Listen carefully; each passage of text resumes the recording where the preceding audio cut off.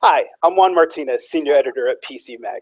I'm joined today by Brent Johnson, co-founder and managing partner of Cadence Preferred, a sales and marketing campaign, content, and training company. Brent writes a weekly column for PC Mag on modern marketing.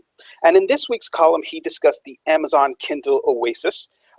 Brent, it wasn't the device specifically that got your wheels spinning, but rather the product rollout that you were really excited about. Can you talk to us a little bit about the rollout and if you thought it was a good one or not? Sure. So it's interesting how Amazon chooses to do things similarly, usually. So oftentimes companies will make a big splash. Amazon almost seems to go a little bit minimalist in their approach. Uh, but in some respects, they're able to get a little bit more attention because they're able to do some of those things. Now, Amazon has the benefit of being a top 10 site worldwide, top 5 site within the US. So, I mean, they have certain advantages that a lot of the rest of us don't have. But it's still interesting to me that, I mean, essentially you had a rollout with a tweet by Jeff Bezos, a leak, and then literally banners on their website. And uh, you could look at that in one way and say, is that really the best way to do it? By the same token, they've been phenomenally successful with a lot of their product rollouts. And so it's hard to argue against some of the things that they choose to do.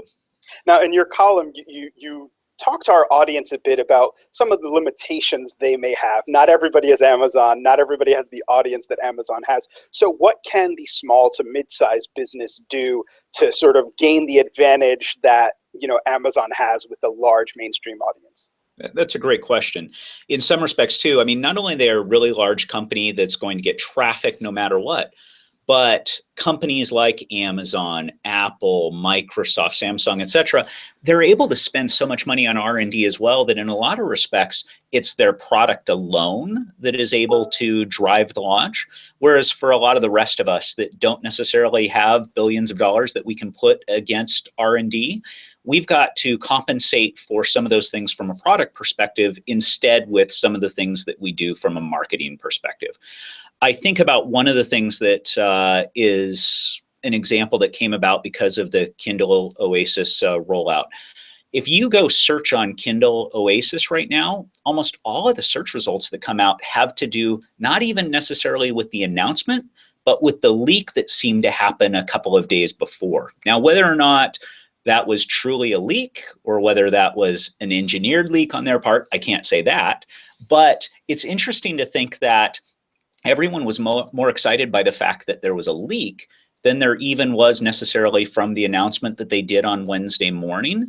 And that really kind of highlights some things for us. Granted, the press, for a lot of the products that we're working with, the press isn't going to be jumping on and trying to get an early advantage of announcing our products. So there's some things that we can do to create almost the essence of a leak. With our customers, can we do something to send them some early information? And especially if some of those customers are active on social media, will they be doing things that maybe start to get the word out a little bit early?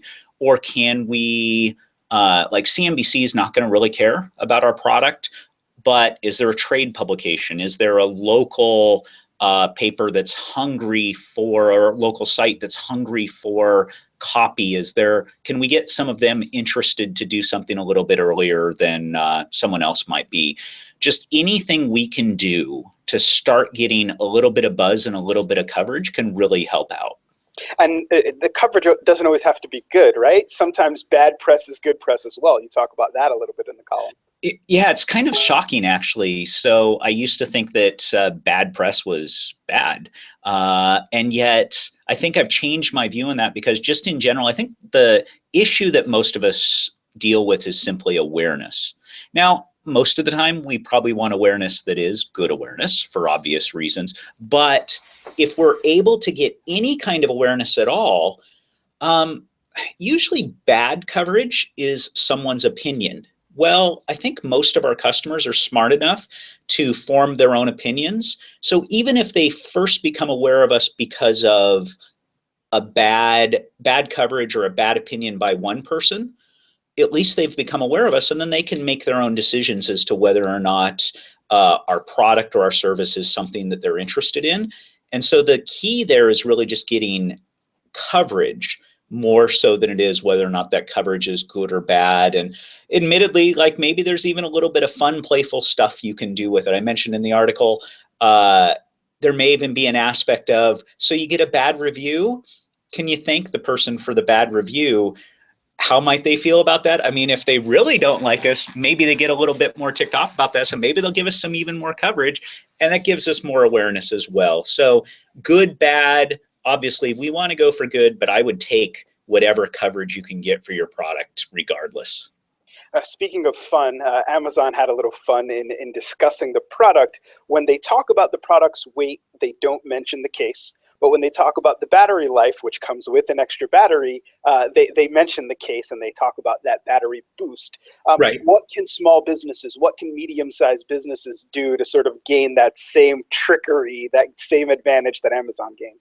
You know, so I'm a marketer by trade, and there's probably a reason sometimes that marketers have a bad reputation in the industry, because yes, we will bend things whichever way we need to fit our purposes.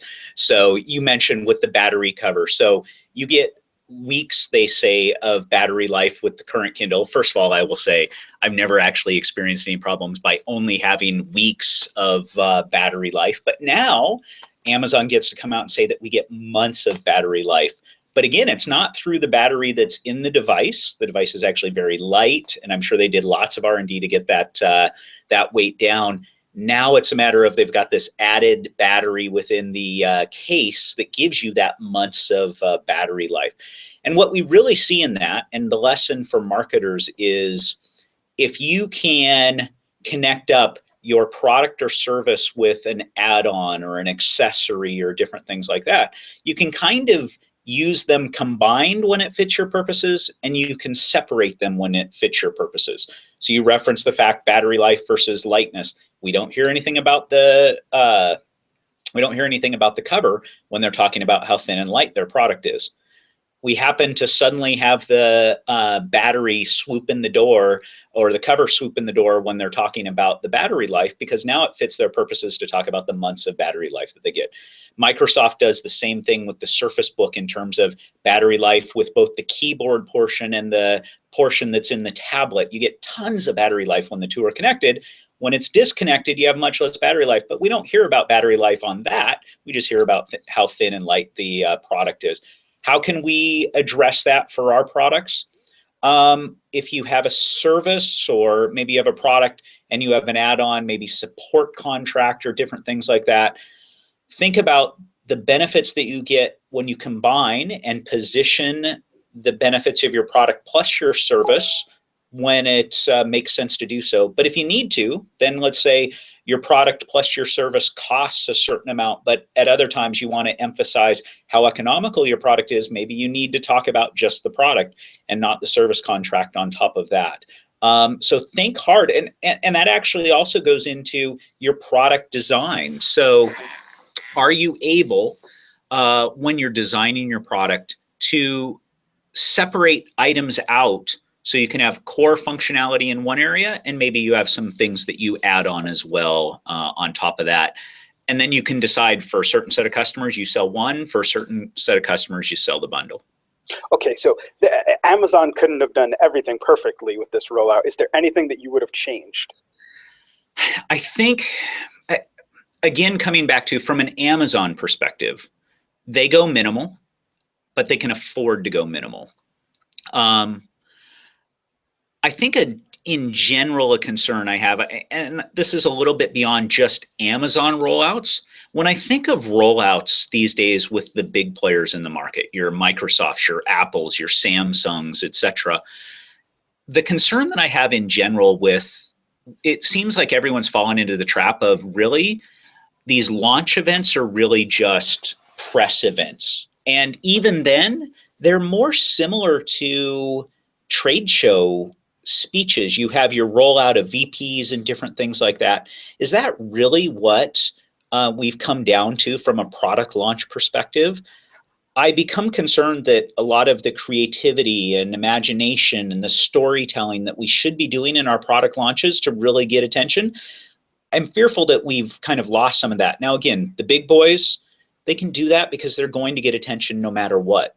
But when you're launching your product and you don't have the weight of an Amazon or an Apple or a Google or other products behind you, it seems to me that you've got to work a little bit harder and think in terms of, what is your story? What is your hook? What type of interest or intrigue are you going to get? Can you turn aspects of your launch into a game or into some aspect that's actually going to engage your audience and get them to pay attention, and not just pay attention for a couple of minutes, but can you get them to pay attention over a longer period of time? So it's not so much whether Amazon, in Amazon's situation, did something wrong, but it's, if we're going to learn from what Amazon and other large companies are doing, it's almost like we have to look at what they're not doing and decide how we're going to compensate for the fact that we're not huge to gain interest from our customers. Of the 5 takeaways that you mentioned that Amazon did really well, which do you think is the most important that my readers, that your readers, that the small business, the mid-sized business should take away from this rollout? So I think when, in my mind, it comes down to ink and airtime, and that really showed up in 2 parts of the article, both the part that was talking about the leaks as well as the part that was talking about good press and bad press. In both of those cases, the leak and the good or the bad press, because of those things, they got more coverage, more space on the web, more articles, more airtime, video, etc. And that's really what we need to be thinking about there. It goes back to that aspect of awareness. You need to get awareness for your product. Once you've got awareness, granted, you've got to keep their interest and attention and different things like that. But it's really hard to sell anyone on the benefits of your product if they don't even know about it. So whatever you can do to get coverage on a website, on a blog, somebody posting a video on YouTube, whatever it is, those are the things you've got to do. And sometimes you're going to have to be a little bit risky to be able to get that kind of coverage, especially if your product isn't the Oasis or the latest iPhone. Okay, so here's the $1 million question. Will you be buying a Kindle Oasis? That is a great question. I sit with a Kindle Voyage today, and admittedly, the Voyage seems to meet most of my needs. I'm intrigued by the Oasis, but I think I'm going to have to stick with the Voyage, at least for the time being. Well, Brent, thank you so much for joining me today. I really appreciate it. And for more of Brent's musings on modern marketing, be sure to go to pcmag.com today. Thanks, Brent. Thanks a lot, Juan.